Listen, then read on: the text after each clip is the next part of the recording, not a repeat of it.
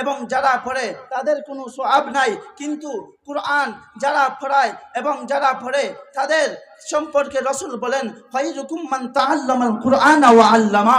পৃথিবীর মধ্যে সর্বশ্রেষ্ঠ মানুষ তো হলো ওরাই, কারা যারা কুরআন শিক্ষা করে এবং কুরআন শিক্ষা দেয়। পৃথিবীর মধ্যেও ওরা সম্মানী, আখিরাতের মধ্যে ওরা সম্মানী। হযরত আবু হুরায়রা রাদিয়াল্লাহু তাআলা আনহু থেকে বর্ণিত, আল্লাহর রাসূল একদিন সাহাবায়ে কেরামদেরকে একত্রিত করে সাহাবায়ে কেরামদেরকে জিজ্ঞাসা করে ইন্নাল্লাহি আহলিনা মিনান নার, ও সাহাবায়ে কেরাম বলেন তো মানুষদের মধ্যে এমন কিছু লোকেরা আছে, এমন কোন লোকেরা আছে যারা আল্লাহ তাআলা পরিবারভুক্ত, যাদেরকে আল্লাহ বলেছেন ওরা হলো আমার পরিবারভুক্ত।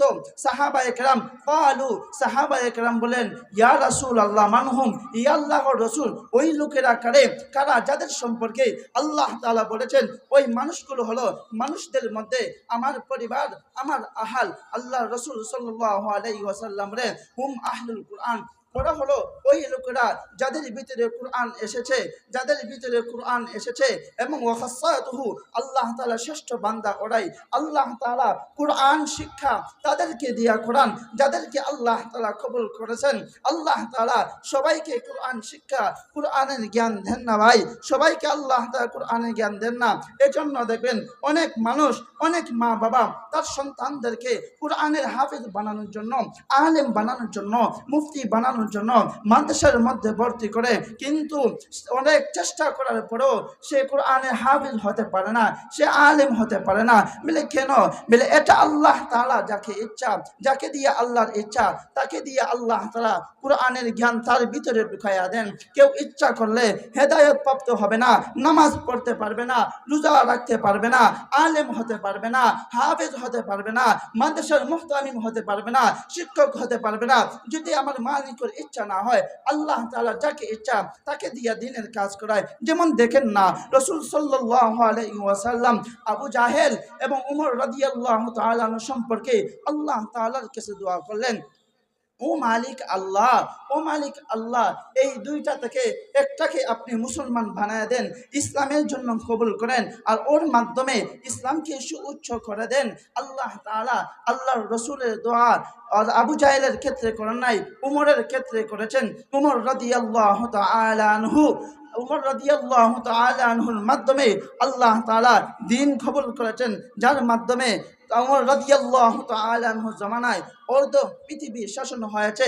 যে কথা বলতেছিলাম, কুরআনের দায়িত্ব হেফাজতে আল্লাহ তাআলা গ্রহণ করেছেন। আর আমার মালিক, আমার আল্লাহ যে জিনিসের, যে ব্যক্তির, যে বস্তুর, যে জিনিসের আল্লাহ তাআলা দায়িত্ব গ্রহণ করেন, পৃথিবীর মধ্যে কোনো মানুষ কারো কোনো ক্ষমতা নাই, কারো কোনো ক্ষমতা নাই সেই জিনিসের, সেই ব্যক্তির, সেই কিতাবের ক্ষতি করার। ও মুসলমান, কোনো ব্যক্তির ক্ষমতা হবে না। যেমন দেখেন না হস্তি বাহিনী, রাসূল সাল্লাল্লাহু আলাইহি ওয়াসাল্লাম দুনিয়াতে আসার আগে যারা সূরা ফিলের তাফসীর জানেন, আলাম তারা কাইফা ফাআলা রাব্বুকা বিআসহাবিল ফিল আলাম ইয়াজআল কাইদাহুম ফি তাদলিল ওয়া আরসালা আলাইহিম তায়রান আবাবিল, এই সূরাটাই নাযিল হয়েছে আসহাবে ফিল সম্পর্কে। ছোট্ট করে আসহাবে ফিলের ঘটনা শোনায় যে রাসূল সাল্লাল্লাহু আলাইহি ওয়াসাল্লাম জন্মের আগে এই ঘটনাটি ঘটেছিল। আব্দুল মুত্তালিব ছিল বাইতুল্লাহর হেফাজতকারী, বাইতুল্লাহর মুতাওয়াল্লি। হস্তি বাহিনী আল্লাহর ঘর বাইতুল্লাহকে ধ্বংস করার জন্য আসলো, কিন্তু ওরা পারে নাই। তাদেরকে আল্লাহ তাআলা আবাবিল পাখি দিয়া ধ্বংস করেছেন, কারণ এই ঘরের দায়িত্ব আল্লাহ তাআলা নিয়েছেন ওই কুরআনকে ধ্বংস করার জন্য। রাসূলের জামানা থেকে আজ পর্যন্ত কাফির, মুশরিক, নাস্তিকরা কুরআন শিক্ষাকে, কুরআনওয়ালাকে, কুরআনকে ধ্বংস করার জন্য অনেক কিছু চেষ্টা করতেছে, কিন্তু পারবে না। এই পৃথিবী, এই বাংলাদেশ যখন ভারতবর্ষ ছিল, স্বাধীন হয় নাই, আমরা জানি ইস্ট ইন্ডিয়া নামে একটা ব্যবসা ভারতের ভিতরে ঢুকে গেল, যারা এক সময় ভারতবর্ষের ক্ষমতা নিয়ে গেল, যাদের উদ্দেশ্য হয়েছিল মুসলমানদেরকে ধ্বংস করা, আলেমদেরকে ধ্বংস করা। যার কারণে তারা কি করলো, এই ভারতের মধ্যে খাইবার থেকে দিল্লি হিসাব করে দেখা গেছে 16 মাইলের মধ্যে যত গাছপালা ছিল প্রত্যেক গাছের মধ্যে আলেমদেরকে ফাঁসি দিয়া, রশি লাগাইয়া, ফাঁসি লাগিয়ে মৃত্যুবরণ করেছে। হাত পা বেঁধে বস্তার ভিতরে ঢুকায়া নদীর মধ্যে ফেলে দেওয়া হয়েছে উলামায়ে কেরামদেরকে। বলে কেন? বলে কোরআন যেন না থাকে। শুধু তাই না, যত লাইব্রেরির মধ্যে যা মাদ্রাসা আছে, ভারত মাদ্রাসা ধ্বংস করে ফেললো।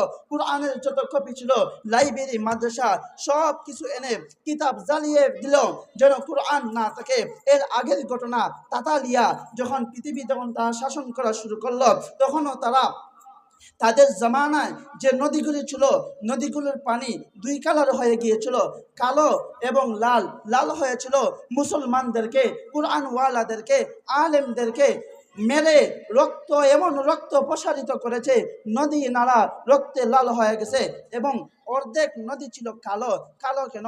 পৃথিবীর মধ্যে যত লাইব্রেরি ছিল, যত মাদ্রাসা আছে, সব কিছু থেকে কোরআনকে এনে জ্বালিয়ে নদীর মধ্যে ফেলে দিয়েছে কোরআনকে ধ্বংস করার জন্য। আমি মনোহরগঞ্জের মানুষের কাছ থেকে জানতে চাই, তারা যে রসুল থেকে এই পর্যন্ত কোরআনকে ধ্বংসের প্রতারা করেছে, কোরআন ধ্বংস করার অনেক প্রচেষ্টা করে, ওরা কি কোরআনকে ধ্বংস করতে পেরেছে? কোরআনকে ধ্বংস করতে পেরেছে? কিয়ামত পর্যন্ত পারবে না।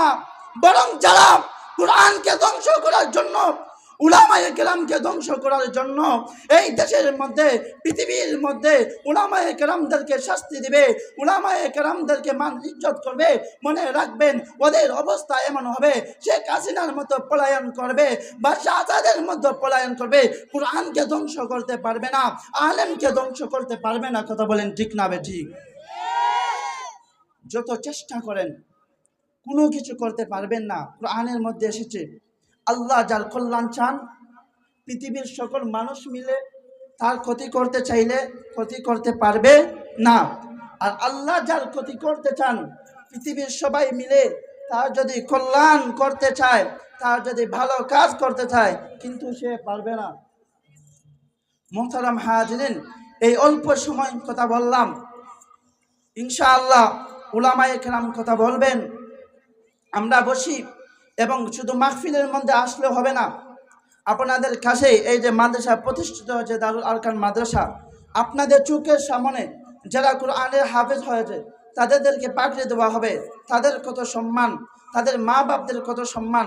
আপনার কি ইচ্ছা হয় না আপনার সন্তান এভাবে পাগড়িওয়ালা হবে, কোরআনের হাফেজ হবে? আপনাদের ইচ্ছা হয় না? এজন্য মাইকের আওয়াজও পর্দা আড়ালে মা বোনরা শুনতেছেন, এবং মহিলা মেয়েরাও পড়ার সুযোগ আছে, মেয়েরাও পড়ার সুযোগ আছে। মেয়েদেরকেও দেবেন, কোরআনের হাফেজ বানাইবেন, সন্তানদেরকেও বানাইবেন, এটা আবদার থাকবে। আল্লাহ পাক রব্বুল আলামিন আমাদেরকে যে কথাটুকু বললাম এই কথার উপর আমল করার এবং সারা জীবন কোরআনের উপর, কোরআন শিক্ষা করা, কোরআনের উপর আমল করা তৌফিক দান করেন। ওয়া আখির দাওয়ানা আনিল হামদুলিল্লাহি রাব্বিল আলামিন। আসসালামু আলাইকুম ওয়া রাহমাতুল্লাহি ওয়া বারাকাতুহু।